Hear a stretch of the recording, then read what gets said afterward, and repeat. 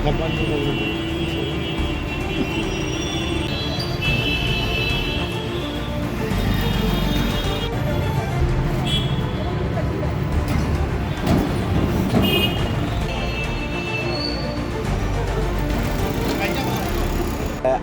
হুজাই থানাৰ আণ্ডাৰত লংকাজান দৰ্জিচিত গাঁৱৰ বাসিন্দা হওঁ।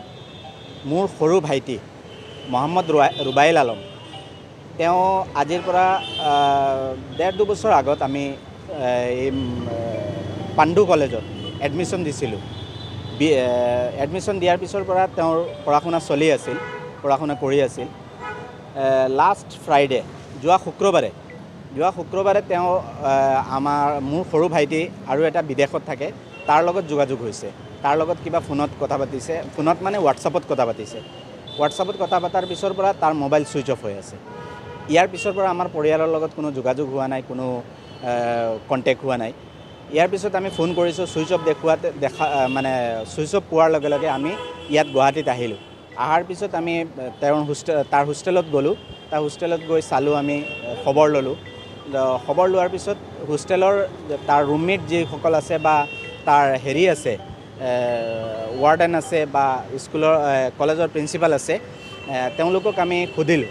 তেখেতসকলক সোধাৰ পিছত এই ৰুমমেট যিসকল আছে তেওঁলোকে কোনো পাত্তা দিয়া নাই আমাক, মানে ইমান ৰেছপন্স নিদিয়ে, আমাক গুৰুত্ব দিয়া নাই। কৈছে ক'ত গৈছে আমি নাজানো, একো ক'ব নোৱাৰোঁ সোধাৰ পিছত। ৱাৰ্ডেনত সুধিলোঁ, ৱাৰ্ডেনেও ছেইম কৈ আছে যে আমি ক'ব নোৱাৰোঁ। আমি ক'লোঁ যে ওলাই গৈছে যেতিয়া আপোনালোকেতো খবৰ ক'ব লাগিছিল বা ল'ব লাগিছিল, হেৰি হ'ব লাগিছিল। যদি সি নাই, আমাক ফোন কৰিব লাগিছিল, আমাকতো আপোনালোকেও ফোন কৰা নাই, হেৰি কৰা নাই। তো মোক ক'লে যে আমি গম নাপাওঁ, এইবোৰ নিজৰ ৰেছপন্সিবিলিটি হয়। ইয়াৰ পিছত যোনখন বহী হয়, এক্সিষ্ট বা এণ্ট্ৰি, তেওঁলোকৰ ৰেজিষ্টাৰ্ড এখন মেইনটেইন কৰে। সেই ৰেজিষ্টাৰখনতো তাৰ কোনো চহী বা এনেকৈ ওলাই যোৱা বুলি কোনো এণ্ট্ৰি নাই। ইয়াৰ পিছত আমি গৈ প্ৰিন্সিপালক কমপ্লেইন দিলোঁ। প্ৰিন্সিপালক কমপ্লেইন দিয়াৰ পিছত প্ৰিন্সিপালে আমাক ইমান এটা গুৰুত্ব নিদিয়াৰ কাৰণে আমি CC ফুটেজ সুধিলোঁ, CC কেমেৰা ফুটেজবিলাক দিয়াৰ কাৰণে। এওঁলোকে কৈ আছে যে ফুটেজবিলাক নাই, তো এইবিলাক 3 দিনৰ বেছি নাথাকে, কিবা কেমেৰা বেয়া হৈ আছে, কিবা কথাবিলাক সালসলনিকৈ উল্টা পুল্টা আমাক কৈ আছে বাৰ বাৰ। আমি তাত কোনো গুৰুত্ব নাপাই, কোনো ৰেছপন্স নাপাই তাৰ পৰা ওলাই আহি আমি আৰক্ষীৰ কাষ চাপিছোঁ। আমি জালুকবাৰী থানাত আহি এজাহাৰ এখন দাখিল কৰিছোঁ। এজাহাৰখন দাখিল কৰাৰ পিছত এতিয়া আমাৰ আৰক্ষী মহোদয়ৰ তাত ইনভেষ্টিগেশ্যন চলি আছে। কি হ'ব সেয়া পিছত দেখা যাব। এতিয়া তাৰ নামটো আছিল মহম্মদ ৰুবাইল আলম। তো আমি ঘৰ হ'ল হুজাই থানাৰ আণ্ডাৰত লংকাজান দৰ্জিচিট বুলি কয়।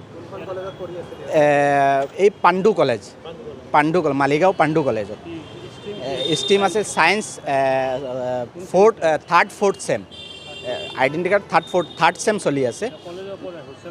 হোষ্টেলত আছিলে, কলেজৰ হোষ্টেলত আছিলে। আমি মিচিং কেতিয়াৰ পৰা হৈছে একজেক্ট আমি ক'ব নোৱাৰোঁ। যোৱা শুক্ৰবাৰ লাষ্ট আমাৰ লগত ৰাতি 8টা 8:30লৈকে মোৰ সৰু ভাইটিৰ লগত হেৰি হৈছে, হোৱাটছআপত এটা বাৰ্তালাপ হৈছে। ইয়াৰ পিছৰ পৰা তাৰ লগত যোগাযোগ বিচ্ছিন্ন।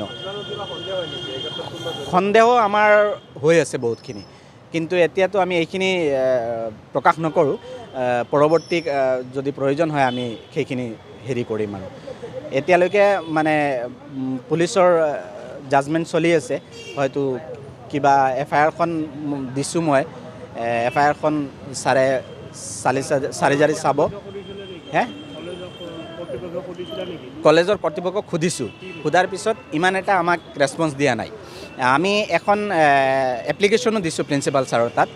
এপ্লিকেশ্যনখন যেতিয়া তেখেতৰ তাত দিছোঁ, সেই ডেটটো হ'ল যোৱাকালি আছিল যিটো 15 তাৰিখত আমি দিছোঁ। তেখেতে আমাক এটা উত্তৰ দিব লাগে। উত্তৰ দিওঁতে তেখেতে ৰিটেন উত্তৰ দিছে। সেই ৰিটেন উত্তৰটো ইমান এটা আমি সন্তুষ্ট নহয়। যেনেকৈ দিব লাগিছিল, যেনেকৈ তেখেতে ৰেছপন্সিবিলিটি ল'ব লাগিছিল, তেনেকৈ লোৱা নাই। যিটো আমি আগত হৈছে এদিন আগত হেৰিৰ লগত হৈছে, কলেজ কৰ্তৃপক্ষ ৱাৰ্ডেনৰ লগত হৈছিল। প্ৰিন্সিপালক আমি লগ পোৱা নাই। ৱাৰ্ডেনে কৈছে এনেকৈ আমাক পাত্তা দিয়া নাই, আৰু কৈছে আমি নাজানো ই ওলাই গৈছে, ক'ত ওলাই গৈছে আমি খবৰ ক'ব নোৱাৰোঁ। তেতিয়া আমি কৈছোঁ বোলে আপোনাৰ দায়িত্ব দিয়া আছে, যেতিয়া আপুনিতো দায়িত্ব ল'ব লাগিছিল, আপুনি খবৰ ল'ব লাগিছিল কেতিয়া আহি আছে, কেতিয়া গৈ আছে, আপোনালোকৰ জিম্মাত আমি ইমান দূৰৰ পৰা, আমি গাঁৱৰ মানুহ, আমি ইমান দূৰৰ পৰা তো আপোনালোকৰ জিম্মাত আমি দি থৈছোঁ। তো তেখেতে কৈছে আমি এইবিলাক নাজানো, সি ওলাই গৈছে ক'ত আমি গম নাপাওঁ। তেখেতে আৰু এটা মানে হেৰি কৰিছে যে নেগলিজেঞ্চি।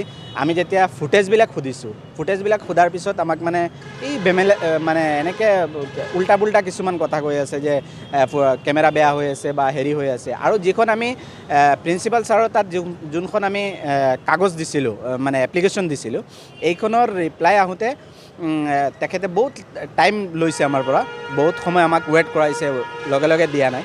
ইয়াৰ পিছত ডেট যোনটো দিছে, আমি 15 তাৰিখ তেখেতৰ তাত আমি এপ্লিকেশ্যনখন দিছোঁ।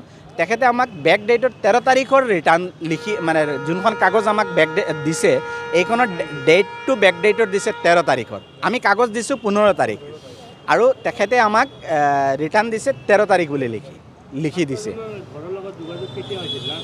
আমাৰ যোগাযোগ হৈছে যোৱা শুক্ৰবাৰে আপোনাৰ ৰাতি 8টা ছামথিং এনেকৈ হ'ব, 8টাৰ আশে পাশে এনেকৈ টাইমত নহয়। তেখেতে মানে তেতিয়া মোৰ ভাইটি এটা বিদেশত থাকে, ভাইটিৰ হোৱাটছআপত মানে যোগাযোগ হৈছিলে, আৰু ভাইটিৰ লগত কথা হৈছে। ঘৰৰ লগত আৰু ইয়াৰ 2 দিন আগত হ'ব, 2 দিন আগত মানে 2 দিন নৰ্মেলি পাতিছিলে। একো প্ৰেছাৰটো আমি একজেক্টলি অনুমান কৰিব পৰা নাই কিবা প্ৰেছাৰ আছে বুলি। কিন্তু এতিয়া আমাৰ যোনখন ইয়াত আহি যিটো ছিটুৱেশ্যন আমি দেখিছোঁ, এইটো ছিটুৱেশ্যনৰ ওপৰত বেছ কৰি আমি এনেকৈ লাগি আছে যে কিবা এটা প্ৰেছাৰ তাক ক্ৰিয়েট কৰোৱা হৈছে, এনেকৈ এটা আমাৰ সন্দেহ হৈছে মনত। হয়, সন্দেহটো আমাৰ এনেকৈ একজেক্ট আমি ক'ব নোৱাৰোঁ সন্দেহটো কি হৈছে, মানে এনেকৈ লাগি আছে যে কিবা এটা হৈছে, মোটামুটি কিবা এটা আছে ইয়াত, ষড়যন্ত্ৰ লুকাই আছে কিবা এটা, এইটো ওলাব লাগে বাছ। এতিয়ালৈকে আমি মোবাইলটো ছুইচ অফ হৈ আছে। মোবাইলটো লগৰ কাৰোবাৰ তাত আছিল, ল'ৰা এটাৰ তাত, আৰু সেই মোবাইলটো আমি এতিয়া পুলিচ ষ্টেচন আছে, এতিয়া থানাত আছে বৰ্তমান, মোবাইলটো আমাৰ হাতত নাই। আৰু ল'ৰা বেলেগ এটাৰ তাত মানে মোবাইলটো থৈ দিছিলে, আৰু সেই ল'ৰাটোৱে আনি মোবাইলটো পুলিচ ষ্টেচন ইয়াৰ পৰা আৰক্ষীয়ে মাতি আনি মানে মোবাইলটো জিম্মাত ৰাখিছে। এতিয়া মানে ভাইটিক যদি কোনো